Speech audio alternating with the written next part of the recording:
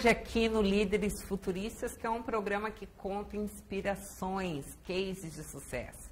Estou com ele, o nosso secretário de apoio à reconstrução do estado do Rio Grande do Sul, Maneco Hassen. Uma honra te receber aqui, Maneco, contar um pouco da tua história aqui para os nossos telespectadores. Eu que agradeço o convite, de poder estar aqui participando junto contigo e junto com a tua audiência. Maneco, conta um pouquinho que o nosso telespectador quer saber quem é o Maneco, né? Da onde ele veio, quem é o nosso secretário de apoio à reconstrução do estado. Conta um pouquinho da tua história pra gente. Eu nasci em Taquari, né? Cidade que dá origem ao nome do Vale do Taquari, inclusive, uma das mais atingidas pelas enchentes. Nasci lá em 1979. Morei lá a vida toda, até depois ir para Brasília, mas morei lá a vida toda, onde estudei, enfim, me formei, né? Fiz todo o segundo grau, me formei em auxiliar de técnico em Química e Técnico em Contabilidade. Fiz Química e Contabilidade. Eu fiz 2 segundo grau ao mesmo tempo, né? Eu fazia um de manhã e um de noite. E à tarde fazia estágio na INSS. Eu me formei, depois fui fazer Direito na Unicinos, mas ia e voltava todos os dias, advogado. né? Isso, me formei, virei advogado. Advoguei até 2010, mas nesse intervalo eu concorri já em 2004 a vereador, não me elegi. Olha que legal. E concorri em 2008 a prefeito e também não me elegi, perdi também. Aí em 2010 eu fui trabalhar no governo do Tarso, na Casa Civil.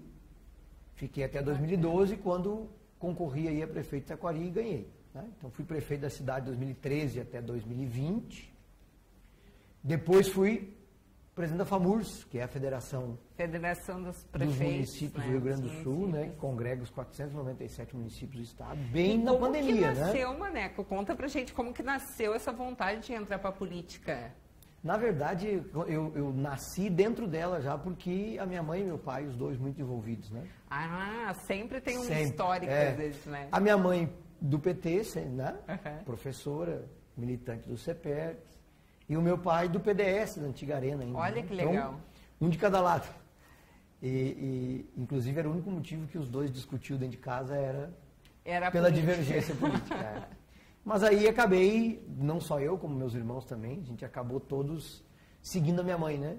Olha e só, todos que do legal. PT. É. E qual foi a maior dificuldade que tu encontrou quando tu se elegeu a prefeito? Naquela época, 2013, a gente pegou uma cidade com muitas deficiências, com uma arrecadação muito pequena e muito atrasada no tempo. Uhum. Né? E acho que conseguimos, né, nos 8 anos que eu fiquei lá, dar um outro ritmo. A cidade cresceu muito. Eu pavimentei mais de 100 ruas. Bastante. Pavimentei mais de 100 ruas, zerei o número de creches. Né? O nosso hospital eu transformei ele completamente. Né? Construí 10 leitos de UTI, 2 salas de cirurgia, reformei a emergência.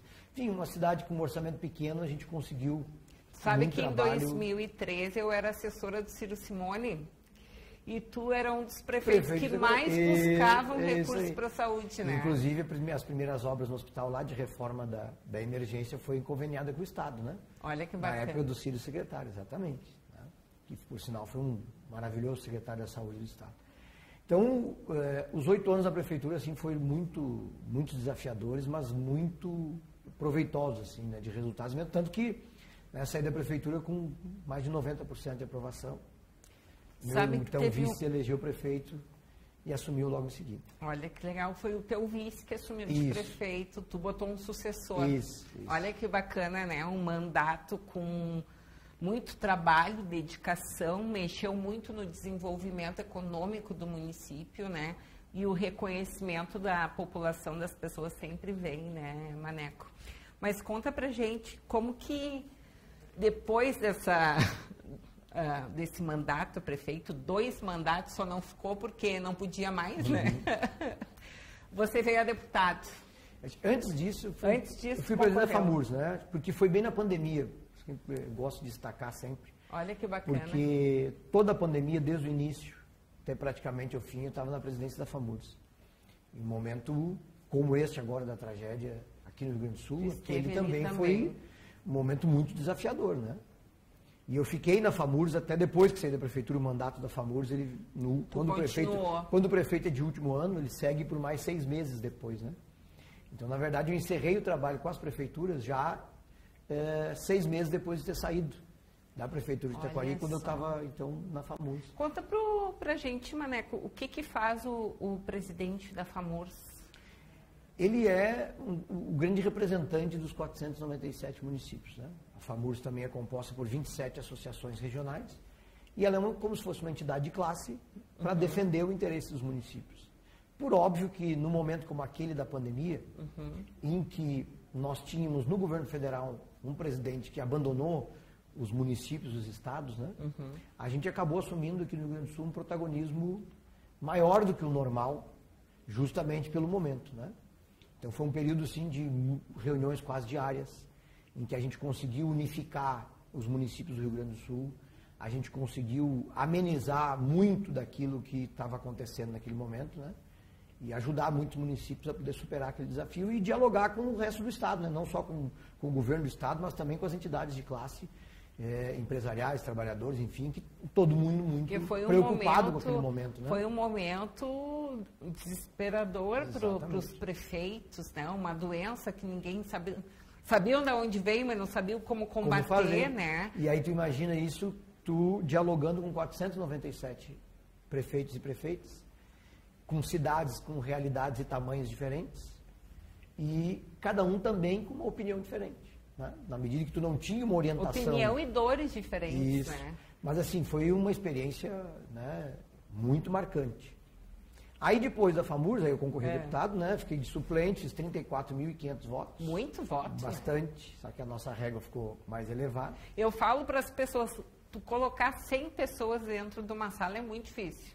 Imagina 1.000, 10.000, 34.000, né? É muita gente. Aí não me elegi e tive a honra de ter sido convidado pelo deputado Paulo Pimenta, que se tornou ministro, né, da SECOM.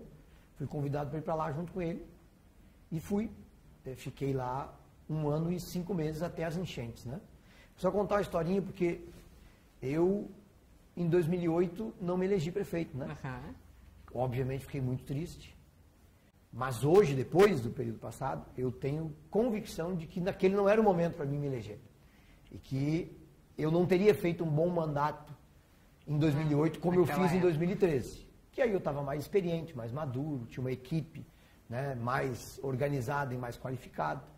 E agora, da mesma forma também, depois que passou, que eu não me elegi deputado, se eu tivesse me elegido, eu não teria ido para Brasília. Verdade. Ter tido lá essa experiência de trabalhar na presidência da República, no centro do governo, né? E aprendido muito e colaborar com algo que eu acredito. Mas mais do que isso, eu não teria vindo para ser o secretário aqui de apoio à reconstrução das enchentes. Né? Porque com a enchente em maio, o presidente Lula determina que o ministro Pimenta, né, virasse ministro aqui da reconstrução e ele imediatamente me chama para vir ser o braço direito dele aqui. E onde eu permaneço até hoje, né? Num momento histórico e desafiador para todo o Rio Grande do Sul. Então eu tive já na pandemia, na presidência da FAMURS, e agora, né, frente às ações do governo federal aqui no estado, sem dúvida, 2 momentos históricos, né, no nosso históricos Rio Grande do Sul, e que eu pude né? estar ali participando, ajudando e colaborando. E você esteve à frente dos dois, né? Olha que bacana. Mas, Maneco, conta pra gente, sim, porque foi algo que ninguém esperava, né? A enchente aqui. A enchente já tinha tido uma, né, menor. A gente não esperava que fosse tanto assim em vários municípios e que viesse desta forma que veio. Como que foi assim para ti estar à frente disso e as dificuldades que tu teve? Totais, né? Primeiro, em setembro de 2023, que teve aquela no Vale do Taquari, eu já tinha permanecido ali quase 60 dias em apoio aos municípios ali da região, né, que é a minha região, pelo governo federal. E naquele final de semana, véspera de feriado de 1º de maio, quando iniciou as chuvas, que o ministro Pimenta me ligou, que o presidente Lula ia a Santa Maria, para mim ir para lá, eu estava no Rio Grande do Sul naquele final de semana, né? Eu já não consegui chegar em Santa Maria porque as estradas já estavam obstruídas, né? E depois, para vir de Taquari a Porto Alegre, eu levei 8 horas, com desvio, enfim, pelas estradas vicinais, para poder chegar em Porto Alegre e aguardar aqui a vinda do ministro Pimenta e já começar a mexer né, com as ações que o governo federal ia começar a organizar aqui. Porque num estado como aquele, até as ações eram difíceis de iniciar, né? Tu não sabia, na verdade. Nem por onde começar. Nem por onde começar. Primeiro porque naquelas primeiras semanas, a gente sequer tinha um panorama do total da tragédia, né? Porque se as pessoas forem lembrar, a água demora para chegar em Porto Alegre, né? Ela começa lá em Santa Maria, Vale do Taquari, e vem vindo. Uhum. E quando ela chega em Porto Alegre, ninguém imaginava que ela ia chegar aonde chegou. Então, nas primeira semana, segunda, talvez o pessoal lembre que chegava assim, sai de casa, não sai, vai chegar água, não vai, né? E ali em Canoas, São Leopoldo, enfim, da mesma forma. E aquilo impedia um planejamento mais claro, né? Então, naquele primeiro momento de salvamentos, o que a gente fazia o dia todo era viabilizar instrumentos para salvar as pessoas, né? Em parceria com o Estado, com os municípios e com a própria sociedade civil, com os voluntários, enfim. Então, a mobilização que a gente fazia para os demais órgãos do governo federal vir para o Rio Grande do Sul, mobilizar as Forças Armadas, né? Viabilizar mais helicóptero, viabilizar mais viatura, mais pessoas, né, para vir ajudar, organizar isso tudo em parceria sempre com os municípios e com o governo do Estado enfim, e com as entidades organizadas. Isso foi um desafio constante. O QG que se montou, né, ali no quartel do Exército, que na verdade o primeiro era para ter sido aqui no centro. Então o primeiro lugar que se montou era aqui no centro, que depois acabou a água chegando ali também, né? E aí se transferiu. Foi algo desesperador. Isso, Ipiranga, né? Então, todo esse trabalho foi muito difícil, até a coisa começar a ganhar um pouquinho de ordem, né? E depois a gente passar para o segundo momento, que era de ajudar na limpeza e recuperação dos municípios, né? Porque até então não sabia o quantas pessoas estavam em perigo, porque não foi divulgado, mas algumas pessoas morreram no meio do caminho, né?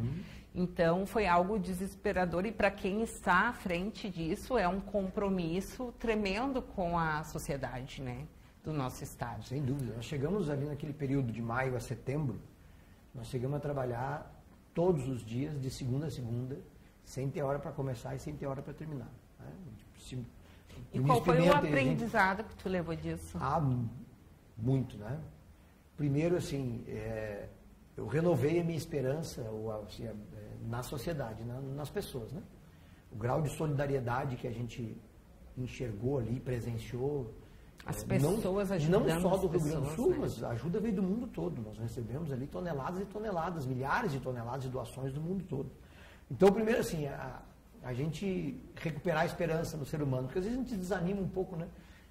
Enfim, por vários fatores aí da sociedade que a gente... Mas assim, então isso. Segundo, a gente precisa pensar, a gente enquanto sociedade, né? A gente precisa pensar mais na natureza. Precisa tratar as coisas com mais sustentabilidade. E entender que aquilo que a gente faz no nosso dia a dia, no nosso entorno, quando se fala de natureza, ela reflete em qualquer lugar do mundo, né?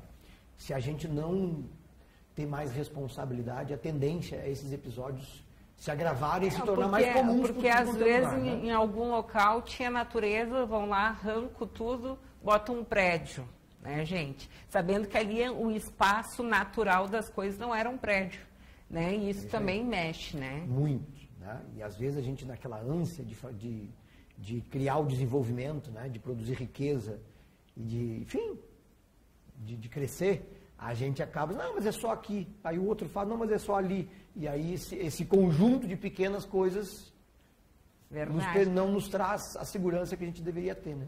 Maneco, nós gaúchos temos a fama de ser um povo aguerrido, forte, um povo inteligente. Com essa enchente a gente viu que o povo é muito mais que isso, né? É um povo que se reergue da noite para o dia. Sem dúvida. Né? Um povo que não tem limites, né? E aí tu imagina isso no Vale do Taquari, em que as famílias tinham sofrido em setembro, depois elas sofreram em novembro, e aí veio essa de maio, que foi maior ainda. Tá? Que veio com tudo. Exatamente. Então teve famílias e locais ali no Vale do Taquari que sofreram 3 vezes, né, em menos de um ano. Então, eu acho que o Rio Grande do Sul está dando uma demonstração muito forte, né, de resiliência e de sobrevivência e de poder se recuperar. É evidente que eu atribuo o papel que o governo federal teve nessa tragédia como um catalisador importante para o Estado, no que se refere especialmente na questão econômica, né? O governo federal colocou aqui no Rio Grande do Sul mais de 100 bilhões de reais. E, por óbvio, esse dinheiro se multiplica, né? O PIX de 5.100 para as pessoas, que atingiu 430 mil famílias, né? Mais de 2 bilhões de reais em recursos. Esse dinheiro circulou na nossa economia e ele se multiplica. Tem a parte burocrática que o povo reclama, mas a parte burocrática faz parte do sistema, infelizmente, né, Infelizmente. Mas a reclamação ela é verdadeira, viu? Eu não tapo sol com a peneira. É muita burocracia mesmo. É muita, né? No Estado brasileiro... Mas tu que foi prefeito, tu sabe, né, Maneco? Que para fazer tudo é burocrático. Tudo. Por isso que na gestão de prefeitura, gestão do governo do Estado, gestão do governo federal, tudo tem burocracia. O Estado brasileiro, como um todo, então município, governo do Estado, federal, ele não é preparado para ser rápido, né? Historicamente, ele é preparado para ser lento. E aí, quando vem uma tragédia dessa, tu não consegue fazer na velocidade que o momento exige. Apesar de eu, hoje, passado um ano, por mais que as pessoas possam não compreender, eu tenho convicção que a gente agiu rápido. Considerando isto que tu disseste, né? As dificuldades normais do dia a dia. Então, por exemplo, nós um ano depois, nós já entregamos para as famílias 1.600 moradias, a chave na mão. E nós já autorizamos a construir 7.400. Então, tu entregar para as famílias 1.600 moradias é muita casa, apesar que a nossa necessidade é maior, a gente sabe disso. Né? Mas justamente por essa burocracia toda que eu hoje identifico que a gente conseguiu agir muito mais rápido do que o normal. Do que o esperado. Exatamente, até, né? Isso aí. E o que tu diria, porque muitas pessoas criticam ainda as entregas, e aqui a gente está para contar histórias e para contar, para te poder falar também, né? As críticas das entregas é da parte burocrática mesmo, não é porque o governo não quer. E eu acho que tem também um pouco das críticas do momento político do país, né? Em que uma parcela, na minha opinião, que não é a maioria, mas uma parcela da política, aí não importa se a pessoa tem, se é um deputado ou se é um filiado normal, um militante. Se é de direita, de esquerda. Acabou perdendo um pouquinho do bom senso. Né? E aí trabalha as coisas com exagero. Então, por exemplo, eu desafiei dias atrás um deputado federal a visitar comigo os municípios, porque 2 vezes ele foi num programa de televisão e disse que o governo federal não tinha mandado nada para o Rio Grande do Sul. Não, como não mandou nada? Então, é um exagero. Ele pode dizer, acho que mandou pouco, acho que não está como deveria. Agora, dizer que não mandou nada é de uma desonestidade total. Né? É que, na verdade, a política cada um puxa para o seu lado. Mas, no momento desse, as pessoas têm que ter bom senso. Tem que ter bom senso e responsabilidade. Né? Então, por exemplo, o governo federal, só em pontes, só pontes, foram até hoje, levantamento de hoje, meio-dia, 377 pontes que nós demos dinheiro para os municípios reconstruir. Tá? Claro que tem umas dessas que a obra não começou porque o município tem uma dificuldade, mas enfim, a gente já liberou o recurso para 377 pontos. E existe a parte burocrática tem também. Que licitar, tem que, enfim, né, fazer o projeto executivo. Porque, tudo isso acaba demorando. Porque também, né, Maneco, se não entra a parte burocrática, se não tem fiscalização, se não faz tudo certinho, começa as coisas erradas, né? Vem muito dinheiro, começa a roubalheira. Então, e o pessoal lembra, né, na pandemia, tem que estar atento. O pessoal lembra na pandemia, né, quantos casos nós tivemos de tentativa de compra de vacina, desvio, comprando máscara superfaturada, enfim, tudo aquilo que a gente viu, né? Seringas. E agora, nesta tragédia, a gente ainda não viu isso, espero que a gente não veja. Né? Verdade. Porque, enfim, a gente tratou com os municípios isso de maneira muito transparente, e os municípios apresentando os projetos, enfim, como deve ser. E a gente conseguindo liberar os recursos. Só para ter uma ideia, a nossa parceria com os municípios ultrapassa 1.400 planos de trabalho. Olha, cada plano de trabalho é 1 ou 2 ou 3 obras que o governo federal libera recursos para esses municípios. São mais de 2 bilhões de reais só para obras nos municípios. Né? Não só pontes, mas como estradas, enfim, equipamentos públicos, de um modo geral, que foram destruídos e que o governo federal dá o dinheiro para os municípios recuperarem. Né? Então, são mais de 100 bilhões, mas, muito dinheiro. Lembrando também para a gente atualizar também a população que quer saber, né? Para o município receber o dinheiro, ele tem que apresentar um projeto, né? Exatamente. Não é ó secretário, ó ministro, eu preciso de um recurso para o meu município. Não, tudo tem um projeto, tem uma parte, um trâmite legal, né? Exatamente, né? O que é importante, porque é óbvio que poderia ser mais rápido, não é isso que sempre pode, né? Mas pelo menos isso organiza e diminui a possibilidade de fraudes, né? E obviamente faz o dinheiro ir para o destino que ele tem que ir. Correto. E não ir para outro lugar, né? Quando tu faz as coisas com muita liberalidade, acaba isso ficando meio solto e não são todos os gestores públicos, infelizmente, que acabam, né, dando a destinação correta quando é tudo solto, né? E Maneco, e agora tu está na parte das entregas, a parte feliz, né? A Exatamente. parte que tira aquela angústia do teu coração, né? Porque como político, como humano, como pai de família, tu também ficou com aquele sentimento, ressentimento pelas famílias Sem terem dúvida, perdido né? Então, tudo, né? Tu imagina quantas noites a gente passou, quantos dias, né? Vendo o sofrimento das pessoas e sabendo que muito da solução daquele sofrimento estava na nossa mão. Né? Como na questão da moradia, por exemplo, né? Na questão das obras, os recursos para a recuperação das empresas e das próprias pessoas, né? Do PIX. Então, obviamente que isso dá uma angústia enorme, né? Na gente. Tu queria poder pegar, fazer né? Entregar direto para a pessoa. Direto. Não é assim, né? Então agora está chegando a hora das entregas. Conta pra disse, gente, né? Como é que está sendo as entregas. A gente tem feito toda semana em diversas cidades. Que bacana. E inclusive a gente se organizou e está fazendo um esforço para ir o máximo possível nesses lugares. Porque ali tu também vê a emoção das pessoas, né, recebendo, Verdade. contando as suas histórias, né, do que passaram na tragédia e o quanto elas estão esperançosas agora de não recomeçar. Né? Não só nas moradias. Agora, no sábado, eu fui a Canudos do Vale, numa entrega de uma ponte lá, né? Olha que legal. Uma ponte que unia a cidade. A cidade ficou dividida no meio quando a ponte caiu na tragédia. Então, metade da cidade não conversava com a outra metade. Então, tem o mercado de um lado, a escola do outro, a prefeitura. Olha só. Né? E tu ouvia o relato das pessoas de tudo que elas passaram ali, porque a ponte, na verdade, é um símbolo, né? De tudo que elas passaram durante todo esse período, todo o esforço, toda a dificuldade, toda a tragédia que se passou, tudo que eles... Aí uns se juntaram para fazer uma pinguela. Então, aquilo ali acaba sendo um símbolo daquela reconstrução, de tudo que as pessoas passaram, né? Então, isso também, obviamente, agora nós estamos num momento assim de poder enxergar o resultado de todo esse trabalho desse período. E o Maneco, vamos voltar para o nosso líderes futurista, né? O nosso líder futurista. O Maneco, qual é o maior sonho do Maneco, né, para o futuro? Então, tu sabe, assim, eu vim de Taquari, né? E desde muito novo eu fiz uma escolha muito consciente, que era participar da política, né? Eu aprendi que a política ela é talvez o único caminho para melhorar a vida das pessoas, né? É óbvio que tu tem várias ações que tu pode fazer para ajudar, né? Na tua igreja, na tua associação de bairro, individualmente, inclusive, e que tu ajuda pessoas das mais diversas formas, é óbvio. Mas aquela que organiza a sociedade é através da política, né? O preço das coisas, os salários, tem mais emprego ou menos, enfim. Desenvolvimento. Isso, né?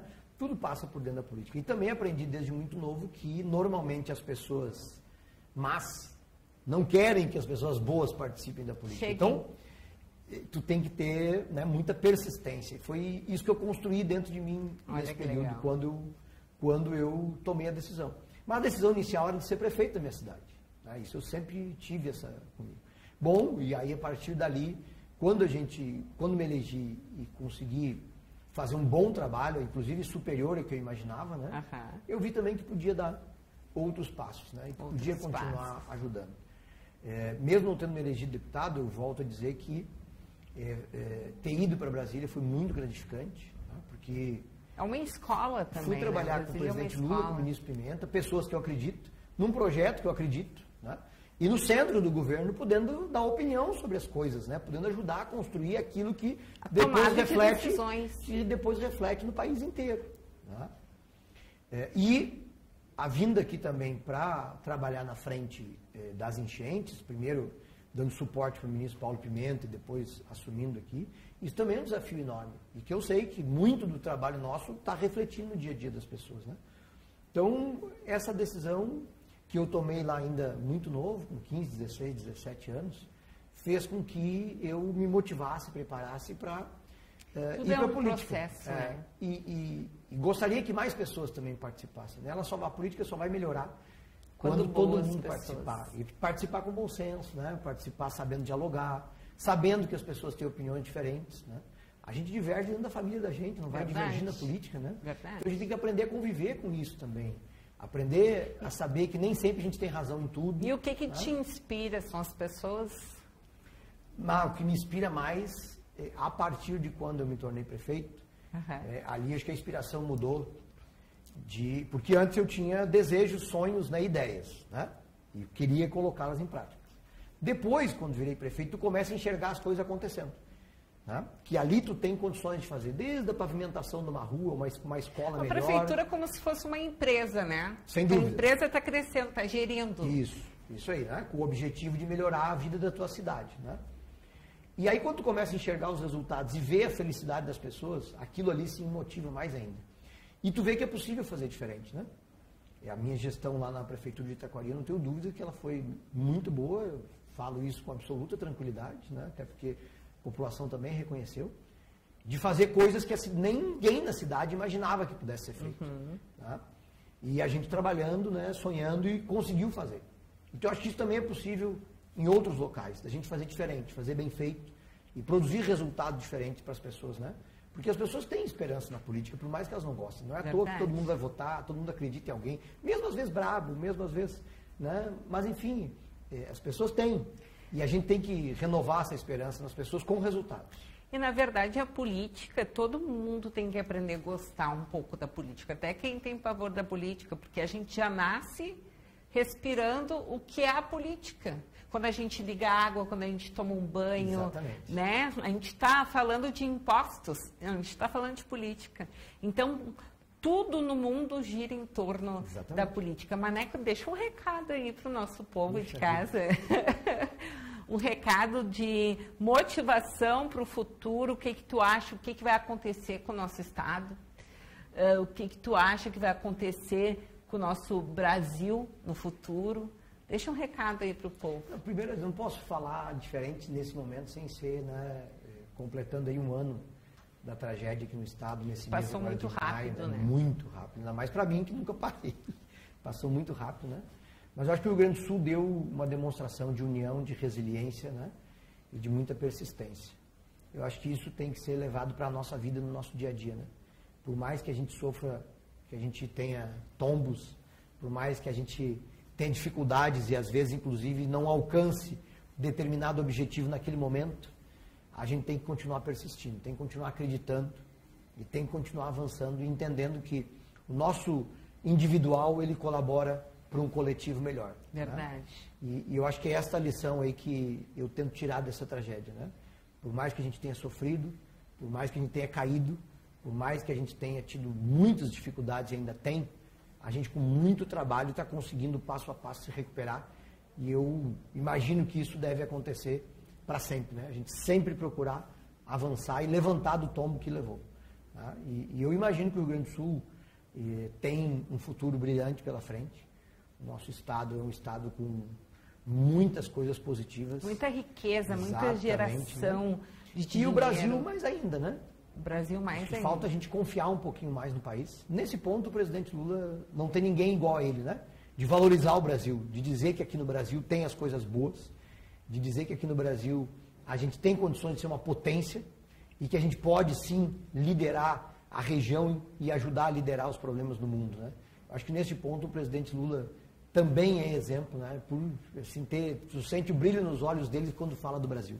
Né? E eu acho que é esta alegria e esta confiança no país que a gente tem que ter para seguir avançando. Essa foi mais uma entrevista com o nosso case de sucesso, Maneco Hassen, o nosso secretário de apoio à reconstrução do nosso Estado.